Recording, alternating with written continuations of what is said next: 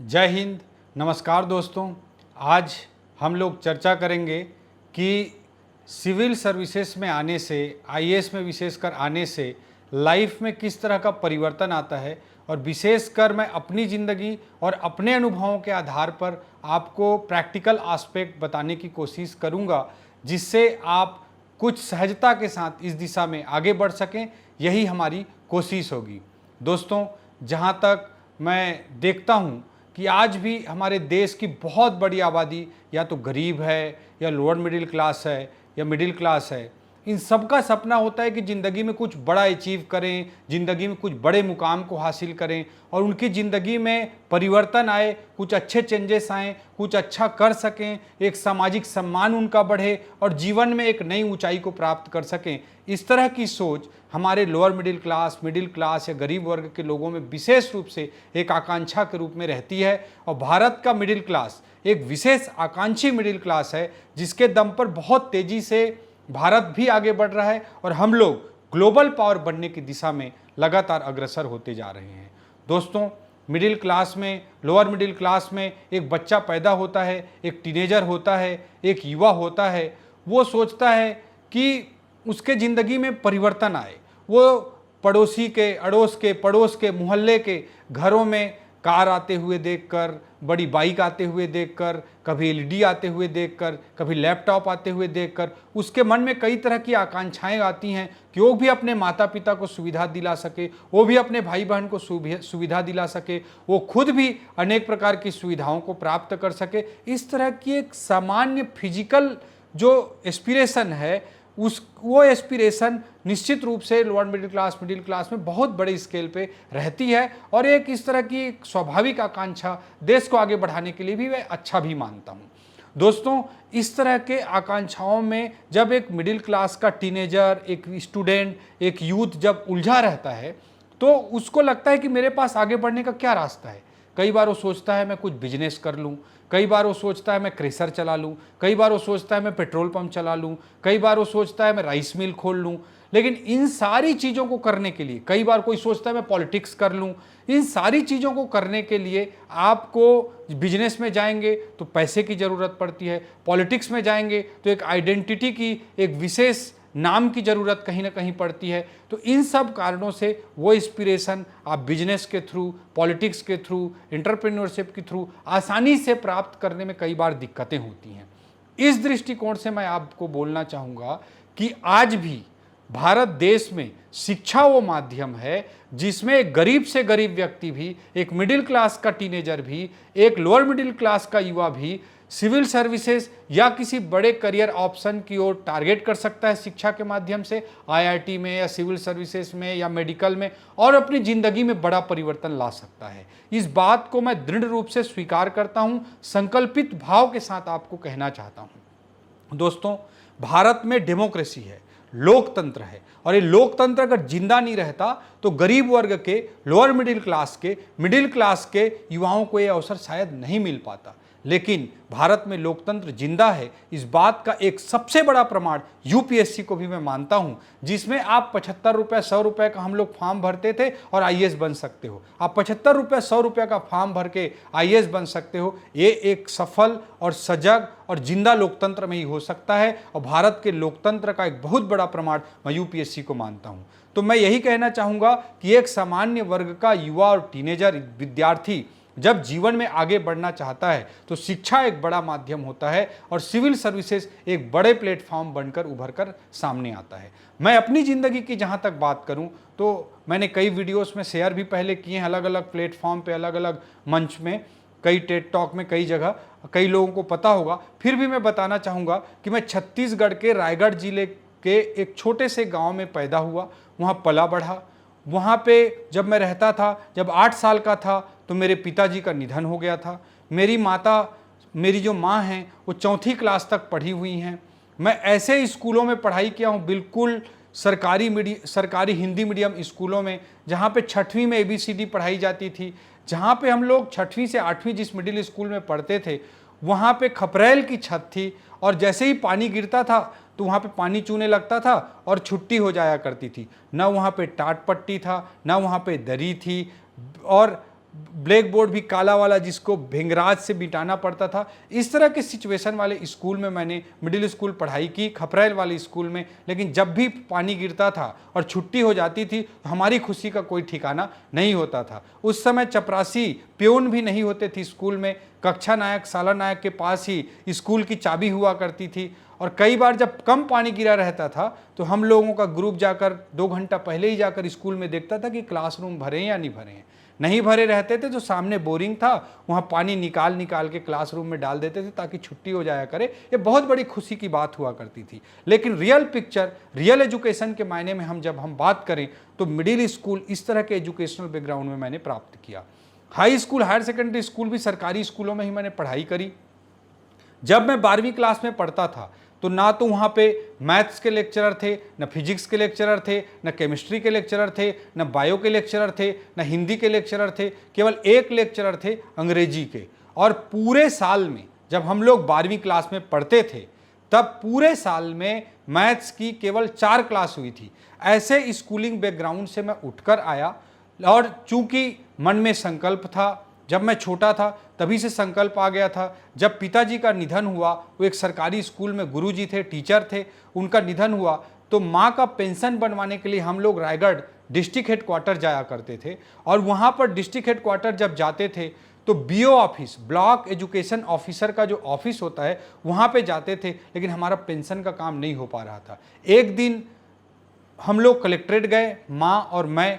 उस समय मैं 11 साल का था और कलेक्टर को हमने अपनी बात बताई, अपनी प्रॉब्लम बताई और कलेक्टर ने एक फ़ोन किया और हमारे पेंशन का प्रॉब्लम तुरंत सॉर्ट आउट हो गया। तब मुझे लगा कि ये कलेक्टर तो बड़ा तोप चीज़ होता है भाई, ये कलेक्टर बनना चाहिए। और 11 साल की उम्र में ये सपना पालकर, ये संकल्प लेकर मैं आगे बढ़ता रहा। और उस समय सिविल सर्विसेज क्रॉनिकल के जो मैगजीन्स होते थे, प्रतियोगिता दर्पण के जो मैगजीन होते थे, कंपटीशन सक्सेस रिव्यू के जो मैगजीन CSR होता था, इस तरह के मैगजीन्स को पढ़ता रहता था, उनके टॉपर्स को पढ़ता रहता था। हर 2 महीने 3 महीने में मैं डिस्ट्रिक्ट हेडक्वार्टर जाता था और 9वीं क्लास में 10वीं क्लास में इस तरह के मैगजीन को उठा कर लाता था और सारे टॉपर्स के बारे में इंटरव्यू वगैरह पढ़कर मैं कहीं ना कहीं प्रेरित होता रहता था। 12वीं क्लास के बाद मैं पूरा संकल्पित होकर अन्य करियर ऑप्शंस को उपलब्ध होने के बावजूद, सिलेक्शन होने के बावजूद, मैंने टोटली यूपीएससी पर फोकस किया और one of the youngest age में कंट्री में मैं आईएएस में सेलेक्ट हुआ।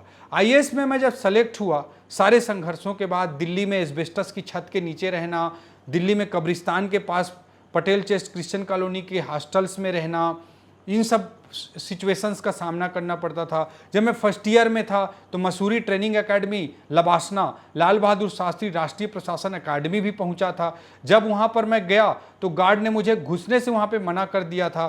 तब मुझे बड़ा दुख हुआ था कि छत्तीसगढ़ से दिल्ली, दिल्ली से देहरादून और दिल्ली से मसूरी मैं पहुंचा था और वहां पर पहुंचा और गेट पर मुझे अंदर नहीं जाने दिया। लेकिन मन में मैंने वहीं पर संकल्प लिया था कि मैं यहाँ पे आऊँगा और मैंने मन ही मन सोचा था कि यही गार्ड मुझे सैल्यूट करेगा और गेट खोलकर अंदर बुलाएगा। इस संकल्पों के साथ मैं जीता रहा और one of the youngest age में आईएएस में सेलेक्ट हो गया था 2005 बैच में।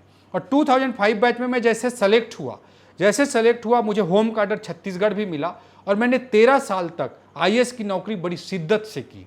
मैं यहाँ पे करीब 8 जिले में काम किया, अलग अलग पदों पर। 3 जिलों में कलेक्टर रहा, 2 जिलों में सीओ जिला पंचायत रहा, राजधानी रायपुर का म्युनिसिपल कमिश्नर भी रहा, कलेक्टर भी रहा। मैं मुख्यमंत्री जी का मीडिया भी देखा। ये सारे काम मैं 13 साल के अपने प्रशासनिक जीवन के अनुभव के दौरान किया। इसमें राजधानी का कलेक्टर बनना, म्युनिसिपल कमिश्नर बनना, दंतेवाड़ा जैसे जगह में चैलेंज लेते हुए खुद पोस्टिंग लेकर कलेक्टर बन के जाना और वहाँ एजुकेशन के लिए कुछ अच्छा कर पाना, ये सारे अनुभव मेरे इस दौरान शामिल थे। लेकिन जहाँ तक जिंदगी में जो परिवर्तन आता है उस पर मैं फिर से हाईलाइट करना चाहूँगा कि गांव की एक सामान्य जिंदगी जिसमें आप छोटी छोटी सुविधाओं के लिए तरसते रहते हो, छोटी छोटी चीज़ें, इलेक्ट्रिसिटी बिल पटाना, लाइन लगकर जाकर 2 घंटे 4 घंटे 5 किलोमीटर जाकर 2 घंटे 4 घंटे लाइन लग के बिजली बिल पटाना जैसी समस्याएं गाँव की ज़िंदगी में हुआ करती थी। इस प्रकार की सारी चीज़ों से, डेली ज़रूरत की जो चीज़ें होती हैं उनसे आप एक झटके में सिविल सर्विस में सेलेक्ट होते ही आप ऊपर उठ जाते हो। सामाजिक ओहदे को, सामाजिक सम्मान को भी आप इंजॉय करने लगते हो। तो आपकी छोटी छोटी जो ज़रूरतें होती हैं, लैपटॉप हो, एलईडी हो, आपके लिए गाड़ी हो, ड्राइवर हो, ये सारी चीज़ें एक झटके में आपको प्राप्त हो जाती हैं। तो ये जो basic physical aspirations middle class में होती हैं, उसको ये सर्विस एक झटके में पूरा कर देती है। इस बात को मैं पहले और छोटे पॉइंट के रूप में रखना चाहूँगा। लेकिन आपको हमेशा ये भी याद रखना है, यह भी ध्यान में रखना है कि अगर आप केवल लाल बत्ती को देखकर, वो भी खैर मोदी जी अभी खत्म कर चुके हैं, अगर केवल आप बत्ती को देखकर, केवल पावर प्रेस्टीज को और फिजिकल चीज़ों को, सुविधाओं को देखकर, नौकर चाकर, ड्राइवर, गाड़ी घोड़ा, बंगला को देखकर अगर सिविल सर्विसेज में आते हैं, तो मैं ये भी कहना चाहूँगा कि आपको ज़्यादा से ज़्यादा 6 माह, साल भर तक ये चीज़ें आपको मोटिवेटेड रख सकती हैं। अल्टीमेटली 6 महीना, साल भर बाद आपको अगर कोई चीज़ मोटिवेटेड रख सकती है तो वो केवल और केवल अपने मन से कुछ अच्छा करना, सोसाइटी के लिए कुछ अच्छा करना, कुछ क्रिएटिव करना, कुछ कंस्ट्रक्टिव करना, इसी से जो सेल्फ सेटिस्फेक्शन मिलता है, वही चीज़ आपको सर्विस में लॉन्ग रन में ड्राइव कर सकती है। अन्यथा छोटी छोटी फिजिकल चीज़ें आपको ड्राइव नहीं कर सकती हैं। इस बात को भी आपको समझना बेहद ज़रूरी है। तो मैंने पहला चीज़ जो कहा कि सिविल सर्विसेज में आते ही ज़िंदगी में जो परिवर्तन होता है, वह जिंदगी का जो परिवर्तन है, वह बेसिक नीड्स जो मिडिल क्लास रोज स्ट्रगल करता है, उससे आप एक झटके में बाहर आ जाते हो। दूसरी और सबसे बड़ी जो चीज़ आपके ज़िंदगी में इस प्लेटफॉर्म के थ्रू, सिविल सर्विसेज के प्लेटफॉर्म के थ्रू, आईएएस के प्लेटफॉर्म के माध्यम से या कलेक्टर के प्लेटफॉर्म के माध्यम से जो मिलती है, वह है कि आप जिंदगी में एक गरीब वर्ग का व्यक्ति, एक मध्यम वर्ग का व्यक्ति जो कुछ झेला रहता है, उस चीज़ों को दूसरे लोगों को ना झेलना पड़े, उसके लिए आप कुछ कर सकते हो। मुझे लगता है कि ये ज़िंदगी में सबसे बड़ा सेटिस्फेक्शन और सबसे बड़ा परिवर्तन लाता है, जो आपकी ज़िंदगी को कहीं ना कहीं बदल कर रख देता है। एक सेल्फ सेटिस्फेक्शन के लेवल से आप ऊपर उठने की ओर ज़िंदगी में आगे बढ़ पाते हैं। ऐसे मैं अपने जीवन से 2 उदाहरण देना चाहूँगा। अनेकों सैकड़ों उदाहरण हैं, लेकिन 2 उदाहरण आपके सामने देना चाहूँगा। पहला मैं उदाहरण दूंगा, जब मैं गांव में रहता था और नवोदय विद्यालय का एंट्रेंस एग्जामिनेशन दिया था। नवोदय विद्यालय की मैं परीक्षा देने के लिए गया और मैं तब तक, मुझे मालूम ही नहीं था कि कौन सी गाइड पढ़ी जाती है, कहाँ पे क्या ट्रेनिंग की जाती है, कौन सा मटेरियल पढ़ा जाता है, कैसे क्वेश्चन पूछे जाते हैं। मैं ऐसे सीधा चला गया था। गांव की स्कूल में हम सबसे होशियार हुआ करते थे, तोप खान बनते थे और चले गए सीधा एग्जाम देने के लिए। पता ही नहीं था कि क्या होता है क्या नहीं होता है। और मैं नवोदय विद्यालय का एंट्रेंस एग्जामिनेशन दिया और फेल हो गया। मैं जब फेल हुआ तो मुझे बड़ा धक्का लगा। मैं तो बहुत बड़ा तोपचंद हुआ करता था, कैसे मैं फेल हो गया, और मुझे बड़ा धक्का लगा, बड़ा दुख हुआ। लेकिन मैं आपको कहना चाहूँगा कि मैं जब 2005 में आईएएस में सेलेक्ट हुआ और 2011 से 2013 के बीच में जब दंतेवाड़ा में कलेक्टर रहा, तो मैंने वहाँ पे कलेक्टर रहते हुए मुझे अपॉर्चुनिटी मिली, मुझे अवसर मिला, और उस अवसर का प्रयोग करते हुए मैंने एक प्रोजेक्ट स्टार्ट किया, नन्हे परिंदे। और नन्हे परिंदे प्रोजेक्ट के माध्यम से मैं सबसे गरीब बच्चे, अत्यंत नक्सल प्रभावित बच्चे, जिनके माता पिता कई लोगों के वायलेंस में, हिंसा में मारे गए रहते थे, कई लोगों के पास कपड़े पहनने के लिए ठीक से नहीं रहते थे, इस तरह के बहुत ही ज़रूरतमंद 100 बच्चों को पूरे दंतेवाड़ा डिस्ट्रिक्ट में सेलेक्ट किया।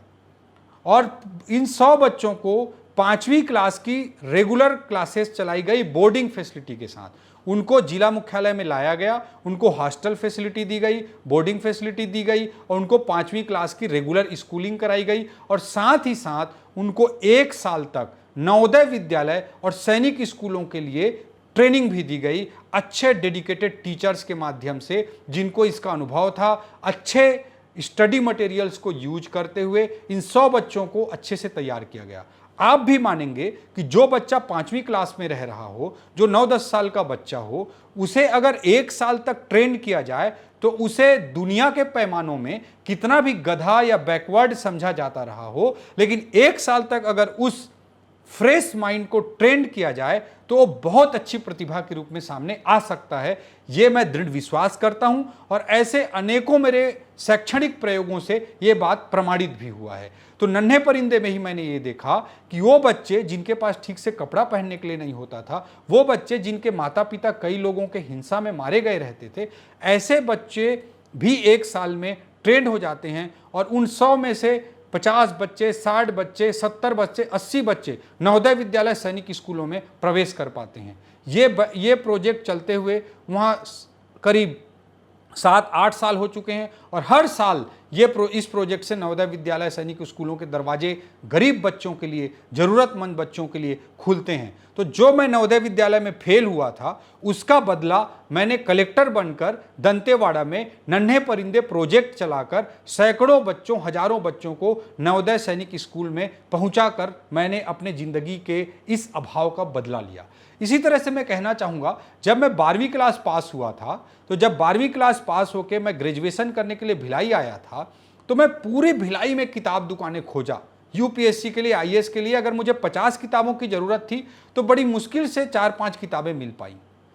इसके बाद मैं रायपुर आया, जो छत्तीसगढ़ की राजधानी तब भी बन चुकी थी, और मैं रायपुर आया और रायपुर की सारी किताब दुकानों को खोजा, तब भी मुझे बड़ी मुश्किल से 2-4 और एडिशनल बुक मिल पाई होंगी। तो रायपुर, भिलाई, पूरे छत्तीसगढ़ को छानने के बाद अगर यूपीएससी के लिए 50 किताबों की ज़रूरत थी तो बमुश्किल से मुझे 5-7-8 किताबें मिल पाई थी। और मैं जब दिल्ली गया तो सब कुछ मुझे मिल पाया।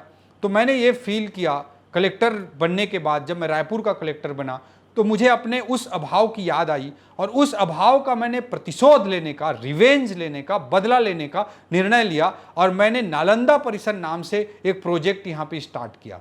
एक वर्ल्ड क्लास लाइब्रेरी, इंडिया में तो मैं चुनौती देता हूँ कि उस स्तर की लाइब्रेरी शायद ही किसी दिल्ली, बॉम्बे में भी कहीं पर भी नहीं है। तो उस स्तर की लाइब्रेरी एक ऑक्सी रीडिंग जोन के नाम से, के रूप में, नालंदा परिसर के नाम से हमने स्टार्ट की। उसमें यूथ टावर है जो वर्ल्ड क्लास आर्किटेक्ट के साथ, पूरे एसी सुविधाओं के साथ, पूरे नेचुरल एयर, नेचुरल सनलाइट को एब्जॉर्व करते हुए बनाया गया है। और उसमें एक साथ उस पूरे कैंपस में 1000 से अधिक बच्चे पढ़ाई कर सकते हैं। इसके अलावा रूफटॉप रीडिंग का भी उसमें कॉन्सेप्ट है। कई बार गर्मियों का दिन होता है तो छत में पढ़ने में आपको मज़ा आता है, सर्दियों का दिन होता है तो दिन में सनलाइट में पढ़ने में आपको मज़ा आता है। तो उस तरह की सुविधाएं, रूफटॉप रीडिंग की सुविधा वहाँ पे नालंदा परिसर में विकसित की गई है। इसके अलावा मैं कहना चाहूँगा कि जो नालंदा परिसर है वो करीब 6 एकड़ में फैला हुआ है और उसमें ओपन रीडिंग, पेड़ के नीचे, प्रकृति की गोद में, ऑन लैप ऑफ नेचर पढ़ाई करने की भी सुविधा विकसित की गई है। चारों तरफ उस तरह से लाइटिंग की गई है। सुरक्षा के हिसाब से करीब 50 सीसीटीवी कैमरा लगाया गया है। उस पूरे कैंपस में 100 एमबीपीएस की फास्टेस्ट नेट कनेक्टिविटी प्रोवाइड की गई है और इसके अलावा 200 कंप्यूटर के साथ हाई क्लास का डिजिटल लाइब्रेरी भी वहाँ बनाया गया है। तो इस तरह से वर्ल्ड क्लास फैसिलिटी के साथ, और वहाँ पे करीब 2 करोड़ रुपए की किताबें भी रखी गई है। तो इस तरह वर्ल्ड क्लास फैसिलिटी के साथ मैं कलेक्टर रायपुर जब बना तो ऑक्सी रीडिंग जोन के रूप में नालंदा परिसर के नाम से वर्ल्ड क्लास लाइब्रेरी बनाकर अपने अभाव का बदला लिया। इस तरह से सैकड़ों बदला लेने का मौका मुझे 13 साल के अपने प्रशासनिक जीवन में मिला। तो मैं यही कहना चाहूँगा दोस्तों कि सबसे बड़ा जो लाइफ में परिवर्तन आता है वो सेल्फ सेटिस्फेक्शन का परिवर्तन आता है। और आप जिन अभावों को झेल कर बचपन में बड़े हुए हों, उन चीज़ों को दूसरे लोगों को ना झेलना पड़े, इस दिशा में सकारात्मक कार्य कर सकते हैं, जो मुझे लगता है कि आपके जीवन का सबसे बड़ा परिवर्तन होता है। तो ये मैं कहना चाहूँगा मैं अपने अनुभवों के आधार पर कि इस तरह का प्लेटफॉर्म अगर कोई चीज़ दिलाता है तो आईएएस, सिविल सर्विसेज आपको दिला सकता है। आज 13 साल का प्रशासनिक जीवन अच्छे तरीके से बिताने के बाद, बहुत कुछ अच्छा कर सकने के बाद मैं प्रशासन को अलविदा कर दिया। मैं प्रशासन में आईएएस से रिजाइन कर दिया। मेरे 23-24 साल की नौकरी बची हुई थी, फिर भी मैंने अपने 36-37 साल की उम्र में आईएएस से रिजाइन कर दिया। इसका मतलब ये नहीं कि मैं आईएएस को, प्रशासनिक करियर को या सिविल सर्विसेज को बुरा समझता हूँ। मैं आज जो भी हूँ, मेरी आइडेंटिटी समाज में जो कुछ भी है, मेरी क्रेडिबिलिटी जो कुछ है, मेरी पॉलिटिकल क्रेडिबिलिटी अभी जो इस्टेब्लिश हो पाई है, वो 13 साल तक प्रशासनिक जीवन में अच्छा करने के कारण स्थापित हो पाई है। अगर ये प्रशासनिक जीवन मेरा 13 साल का नहीं होता तो मेरे कामों के बारे में, मेरे डेडिकेशन के बारे में, मेरे कमिटमेंट के बारे में, मेरे यूथ के प्रति कमिटमेंट के बारे में, मेरे एजुकेशन के प्रति कमिटमेंट के बारे में शायद लोगों को कुछ पता नहीं चल पाता। इससे मेरी आइडेंटिटी और क्रेडिबिलिटी भी शायद उस तरह से इस्टेब्लिश नहीं हो पाती और राजनीति के दरवाजे भी मेरे लिए उस तरह से नहीं खुले होते। तो मैं यही कहना चाहूँगा कि जिस दिन आप IAS से रिजाइन करके अलग हो जाते हैं या रिटायर होकर, सेवानिवृत्त होकर अलग हो जाते हैं, उसमें भी आप जो अपने करियर में कुछ अच्छा किए रहेंगे, उसके कारण एक सामाजिक सम्मान, आपकी क्रेडिबिलिटी, आपकी आइडेंटिटी भी इस्टेब्लिश करने का ये सर्विस मौका देती है। हम भोपाल के विकास की बात करते हैं तो वहाँ पे बुच साहब का नाम आता है कि उन्होंने भोपाल को इस्टेब्लिश किया।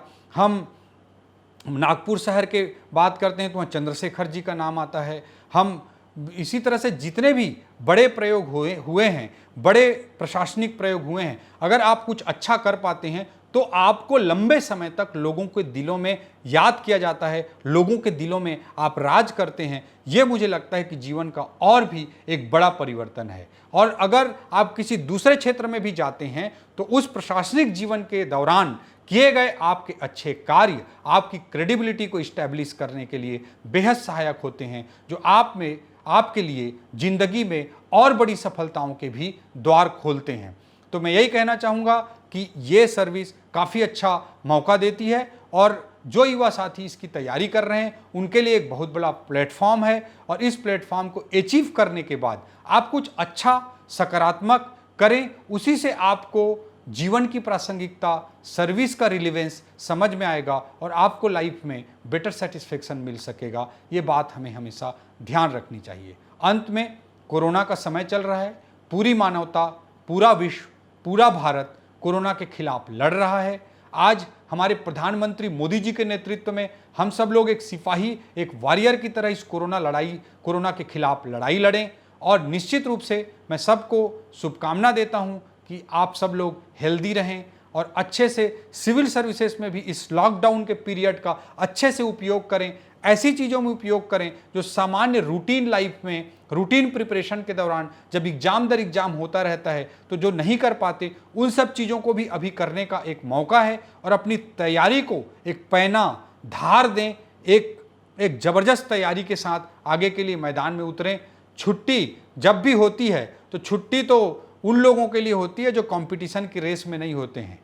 छुट्टी तो आपको तैयारी करने का और दूसरों से आगे बढ़ने का एक मौका भी देती है। तो इसको सकारात्मक तरीके से उपयोग करें इस लॉकडाउन पीरियड को और आप आगे बढ़ें। हम कोरोना से भी जीतेंगे और आप सिविल सर्विस में भी सफल होंगे। इन्हीं शुभकामनाओं के साथ मैं अपनी बात को समाप्त करता हूँ। जय हिंद, जय भारत।